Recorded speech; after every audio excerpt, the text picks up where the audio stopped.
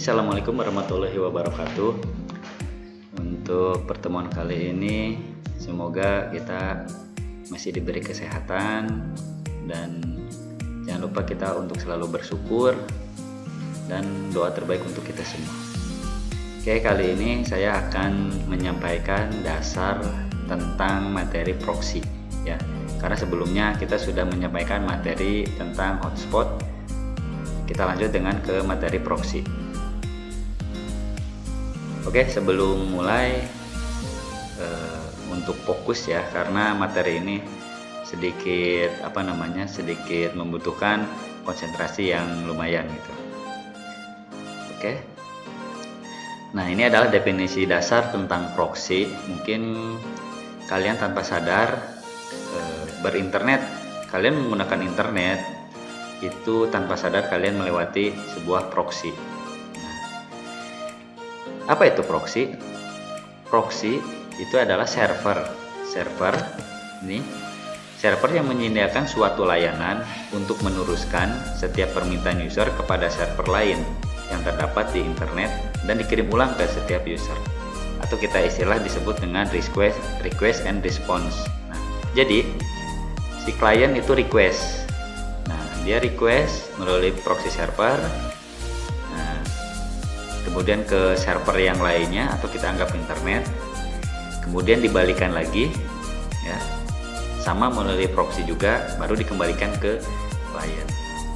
Kita nggak bisa langsung dari klien langsung ke internet. Nah, jadi kita kalau menggunakan proxy server itu kita harus melewati server proxy dulu. Jadi kita nggak langsung ke internet. Seperti itu. Itu untuk definisi dasar proxy. Nah, di sini ada 3 fungsi dasar proxy. Yang pertama itu adalah connection sharing. Apa itu connection sharing? Jadi, connection sharing itu adalah menghubungkan atau connecting dan berbagi atau sharing.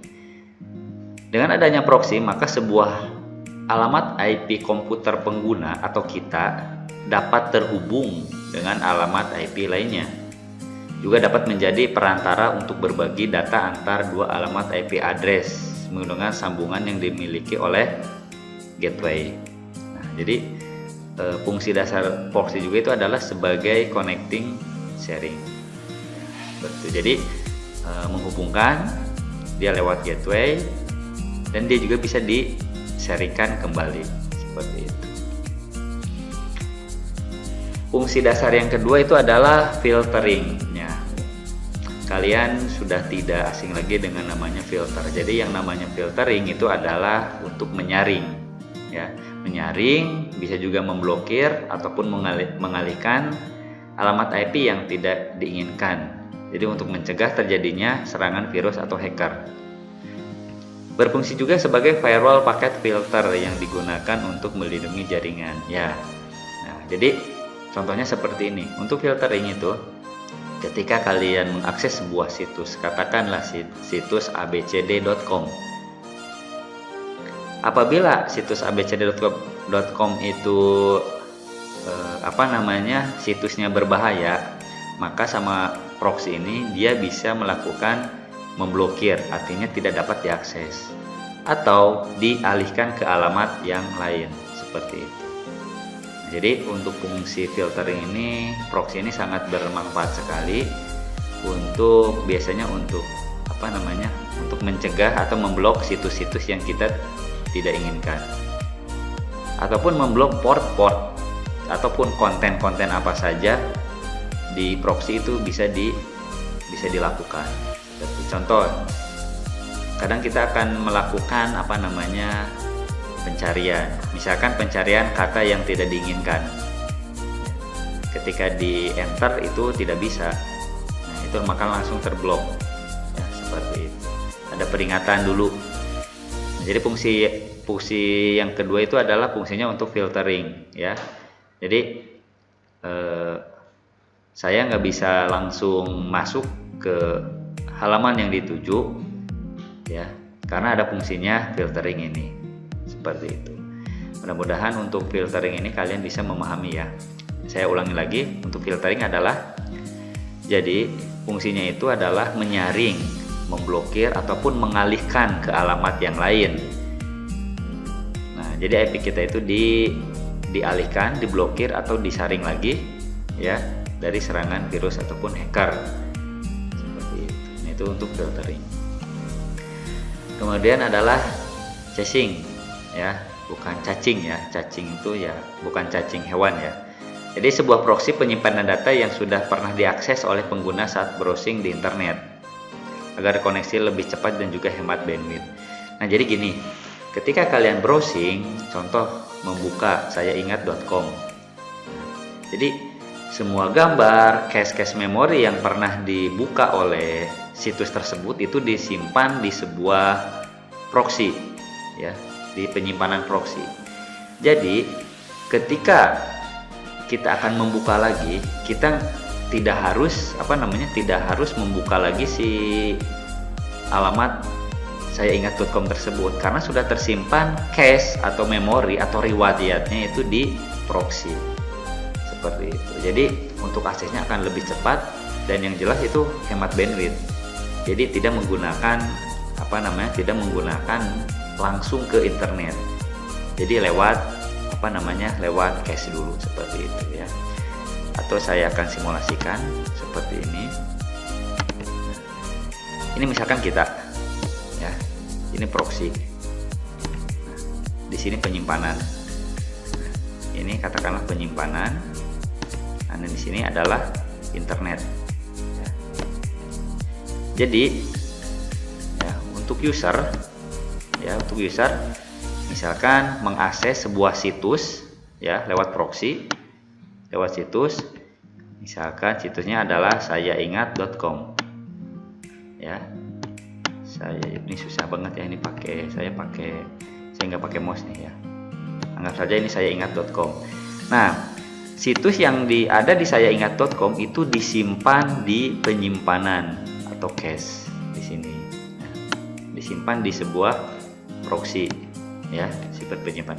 Jadi ketika kita atau suatu saat nanti kita akan membuka sayaingat.com lagi, itu dia tidak langsung menuju ke internet, tapi dia akan membaca si cache-nya dulu seperti itu.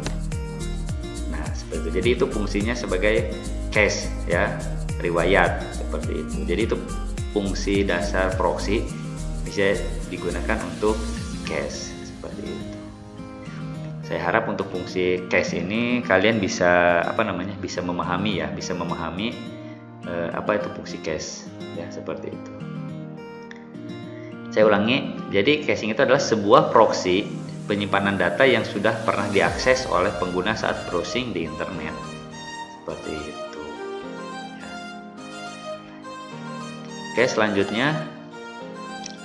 Nah, di sini ada 4 jenis proxy dan cara kerjanya bagaimana. Yang pertama adalah anonymous proxy atau proxy anonim.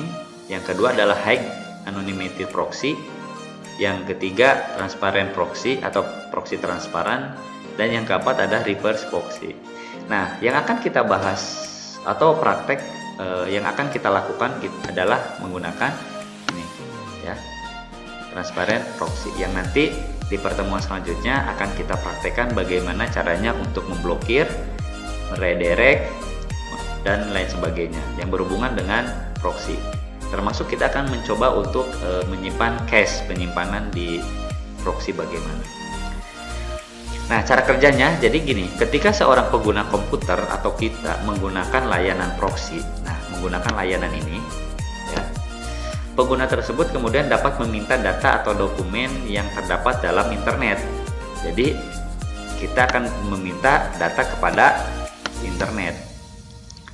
Proxy kemudian meneruskan permintaan ini ke jaringan ya. Jadi dari sini diteruskan ke internet seperti itu.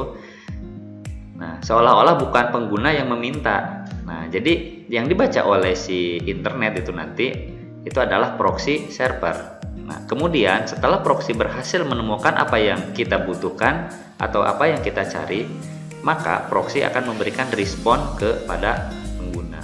Seperti yang tadi di slide pertama adalah request dan respon. Seperti itu. Ketika ada request, otomatis nanti itu ada respon. Ya, jadi ada imbal baliknya seperti itu. Nah, Cuman untuk request respon ini kita melakukan request dan responnya melalui atau lewat jalur proxy server seperti itu. Nah, jadi cara kerja proxy server intinya adalah request dan respon seperti itu. Oke, bisa dipahami ya. Nanti kalau misalkan kurang paham bisa ditanyakan di grup ya seperti atau di kolom komentar juga silakan. Oke, proxy juga memiliki kelebihan dan kekurangan ya.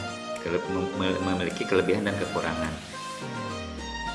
Kelebihan pertama, menjaga keamanan jaringan karena adanya proxy. Ya jelas menjaga. Contohnya apa? Ya kita tidak dapat bisa mengakses situs-situs yang dilarang seperti itu. Kemudian kedua, situs atau website bisa diakses dengan cepat. Nah, memang bisa diakses dengan cepat karena adanya fitur dari cache tadi ya. Nah, jadi kita tidak membuka langsung situsnya, tapi membuka cache-nya dulu, riwayat dulu seperti itu. Kemudian adanya fasilitas filtering untuk konten-konten yang berbahaya ya. Ini sangat diperlukan sekali ya, apalagi internet untuk digunakan untuk anak-anak ya seperti itu. Nah, di balik kelebihan pasti ada kekurangannya. Ya, kekurangannya yang pertama adalah jika website belum pernah dibuka sebelumnya, maka akses tersebut akan lebih lambat. Ya, ini adalah masih berhubungan dengan cache, ya, cache ya. Jadi yang tadi saya sebutkan, ketika saya membuka sayaingat.com karena tidak ada di dalam proxy, maka dia langsung membuka ke sayaingat.com. Nah, seperti itu. Jadi loadingnya akan sedikit lambat ya, karena kita tidak melalui web proxy tapi langsung. Kemudian yang kedua, apabila sebuah proxy terlambat melakukan update cache, maka klien akan mendapatkan konten yang belum update ketika melakukan request konten. Nah, jadi maksudnya gini. Jadi maksudnya ketika situs yang kita tuju ada update konten atau ada perubahan gambar, ada perubahan warna dan lain sebagainya, itu tidak akan langsung terasa tampilannya atau terasa perubahannya. Karena apa? Karena si web proxy itu masih mengambil data atau masih mengambil cache yang sebelumnya seperti itu. Jadi contoh gini, ini cache saya ingat ini, dan ini adalah situs aslinya. Nah, pada hari ini saya membuka situs sayaingat.com ya. Itu di sini itu warnanya atau kontennya itu adalah A. Nah, seperti itu. Kontennya adalah A. Selang pada hari besoknya ya, situs sayaingat.com itu ada perubahan menjadi B. Maka kita di sini itu tidak akan menerima informasi yang B ya. Karena yang tersimpan di cache-nya itu adalah masih informasi yang A. Nah, jadi kalau misalkan proxy-nya lambat untuk melakukan update, ya otomatis informasi yang diberikan dari situs ini itu kurang update. Jadi itu menjadi kekurangan menggunakan proxy. Cuman dibalik kekurangan dan kelebihannya itu lebih banyak manfaatnya daripada kekurangannya. Jadi setiap konten, setiap aplikasi atau layanan pasti memiliki kekurangan dan kelemahan. Ya.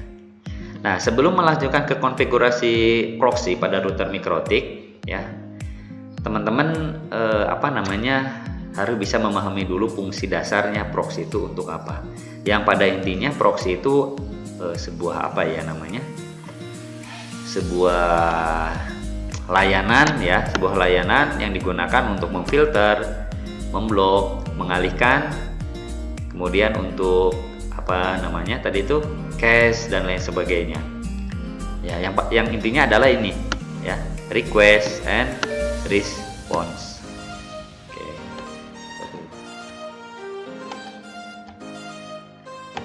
Oke, yang terakhir kita akan lakukan konfigurasi proxy pada router MikroTik Nah, untuk konfigurasi ini ada di materi selanjutnya. Teman-teman bisa disiapkan dulu peralatannya ya. Kalau misalkan ada yang mau ditanyakan, silahkan di kolom komentar ataupun misalkan di aplikasi silahkan, atau langsung ke grup WhatsApp. Terima kasih, mohon maaf kalau misalkan ada kekurangan ataupun salah-salah kata. Semoga materi ini bermanfaat buat kalian. Cukup dari saya. Salam buat keluarga kalian, semoga sehat selalu dan selalu merasa bersyukur. Amin. Terima kasih. Assalamualaikum warahmatullahi wabarakatuh.